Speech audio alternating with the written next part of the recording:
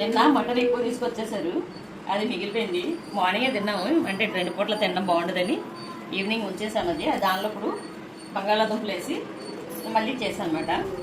బాగుంది, ఎందుకంటే మటన్ డైరెక్ట్గా తినేకంటే ఏదైనా కలుపుకొని తింటే బాగుంటుంది. ఇదేమో మా గార్డెన్లో చాలా మెంతికూర ఉంది, అందుకని మెంతికూర బంగాళదుంప ఇది చేశాను అనమాట. మెంతికూర చాలా వచ్చింది, ఇంకా ముదిరిపోతుందని. బంగాళదుంప మటను ఎప్పుడైనా ఇలాగ ఎక్కువ మిగిలిపోతే ఇట్లా చేసేస్తుంటాను. బాగుంది. తర్వాత బంగాళదుంప మెంతి, అది చాలా ఆరోగ్యప్రదం, ఆరోగ్యానికి ఎంతో మంచిది. మెంతి కూర ఎంత తినగలిగితే అంత తినాలి. ఇది కూడా చాలా టేస్టీగా ఉంది.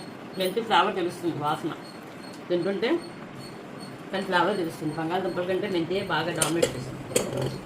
మీకు ఇది నచ్చితే లైక్ చేయండి, షేర్ చేయండి, సబ్స్క్రైబ్ చేయండి, మా ఛానల్ని డెవలప్ చేయండి.